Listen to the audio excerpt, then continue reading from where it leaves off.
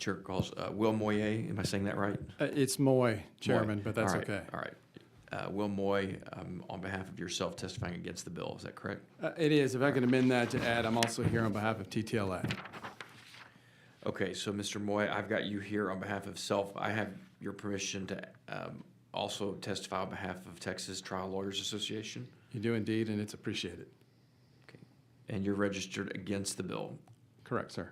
Okay, the record reflects that. You can go ahead. Thank you. And let me start, Chairman Leach. You've been very gracious with the family's time, and you haven't timed them. You let them tell their stories, and it's been a late night because of that. And I can speak on behalf of all the lawyers of the room, all the family members in the room. We appreciate that.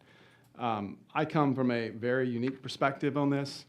I'm a 25-year defense lawyer, civil defense lawyer. I handled thousands of trucking cases. I probably had one of the largest book of transportation business in the entire state and one of the best insurance defense firms.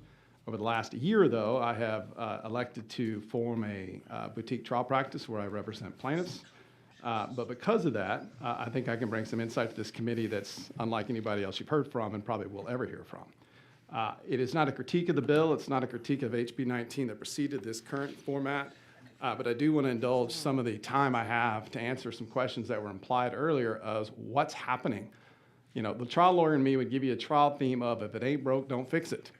Because people use it when they need to use it. They don't use it in every case. As a defense lawyer, when this bill came out, I probably had, by the time it came out and to the time I formed my practice, 50, 60 cases, 50, 60 opportunities to indulge the bill, and I rarely did it because I represented Texas-owned mom and pop trucking companies. If I indulge the bill, I'm putting that mom and pop trucking company into a punitive scenario, a gross negligence claim, where their business auto or commercial auto does not cover it. They can't go buy it. It's not available to them. We did use it for the big guys. The guys domiciled in Phoenix, the guys domiciled in Florida, the guys domiciled in the Midwest, not Texas companies.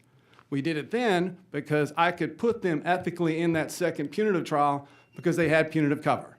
They bought from Bermuda puny wrap coverage. So as an ethical obligation of my client, I could risk what was phrased earlier as owe a bunch of punitive damages $1 bazillion. The bill's bad for mom and pop trucking companies if it puts them at risk of owing $1 bazillion in uninsured loss. Thank you, Chairman. Thank you, Mr. Moye. Vice Chair Johnson. Thank you both again for your testimony like we've had from other families. And as you've heard me ask these questions, I'm trying to dig in on where we are on the bill. My legal background is really in criminal law, where we do the guilt-innocence phase, where you can only talk about the elements of the offense and the evidence that's relevant for the elements of the offense, and any extraneous conduct or any punishment conduct is going to come in the second phase of the trial, where you just, as we would say in the criminal world, back the truck up and let them know everything. I am still struggling with where we are on this change with regard to that component of CFR or proximate cause and negligence with regard to the underlying elements of the offense, if you will, on the front end, and not bootstrapping in the punitive punishment side on the second phase. So you said something about you got into the plaintiffs and the value. And when you say value, in my mind, I really go to damages. Yes. And what I'm trying to focus on is how the changes in this bill go to causation. And so if you can tell me, if both of you, if you don't mind, can tell me, are we setting ourselves up in the current language to prevent the introduction of evidence that might sound bad and go to damages, but is necessary for underlying causation? Yes, in short. And I think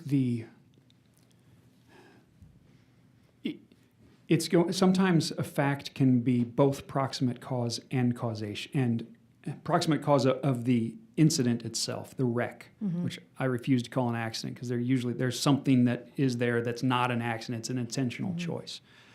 But there's something that caused both the wreck and it contributes to the way that the person experiences that.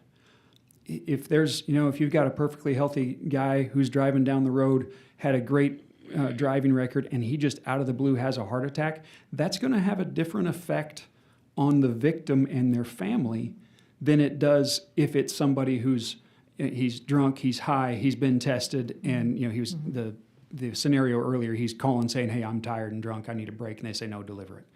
That has a very different impact. I've worked with a lot of grief counselors who worked with my clients.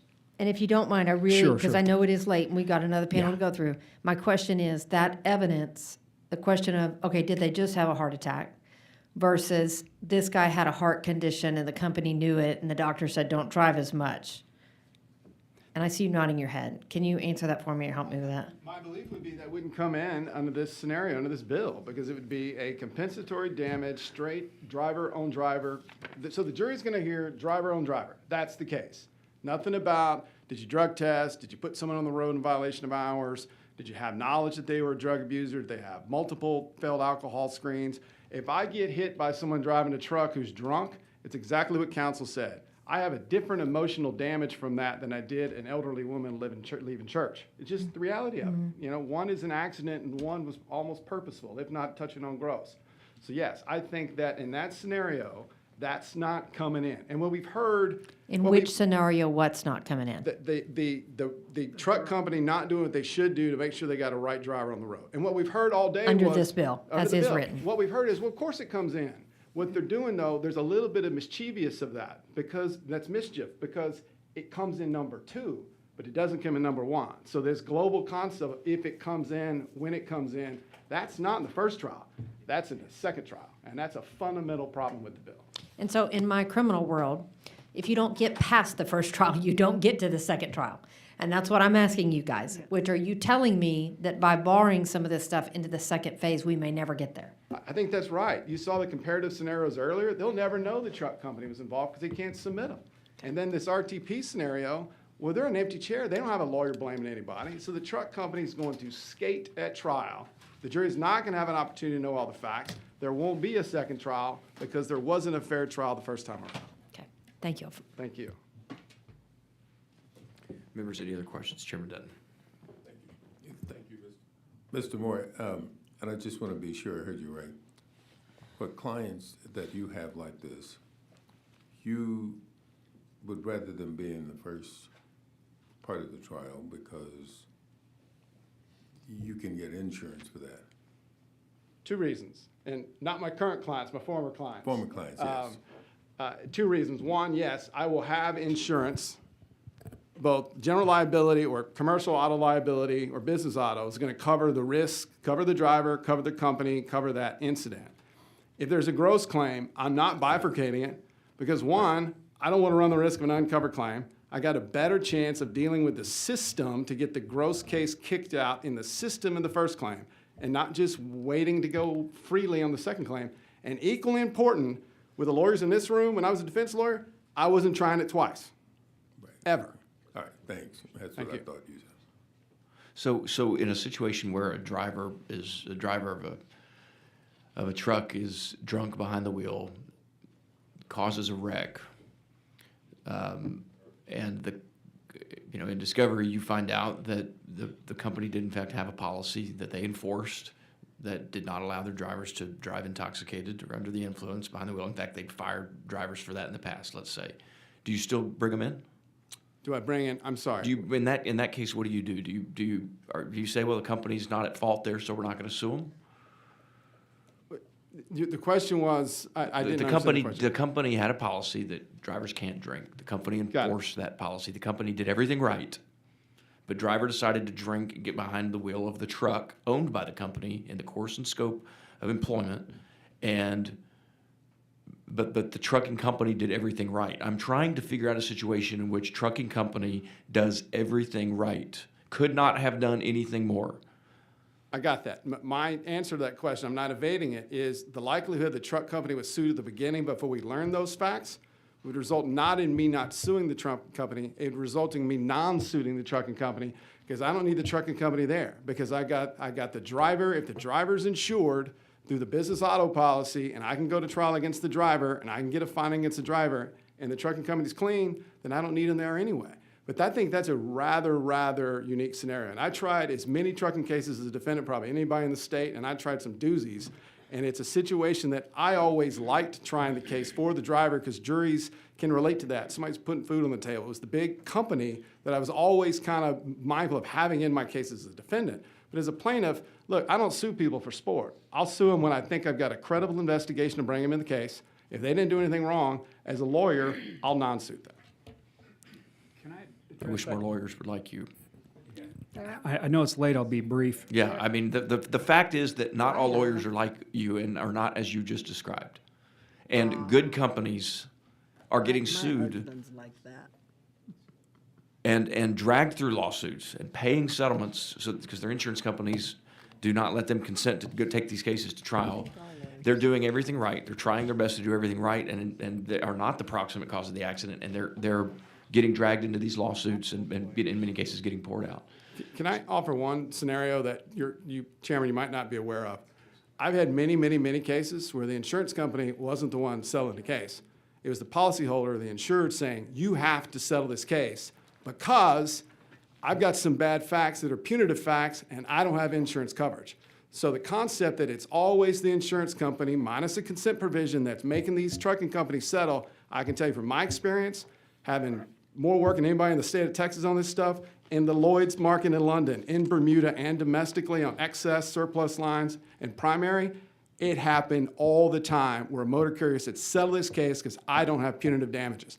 And as a defense lawyer, I sure as heck can't bifurcate that case. Okay. Mr. Levins, did you have a comment?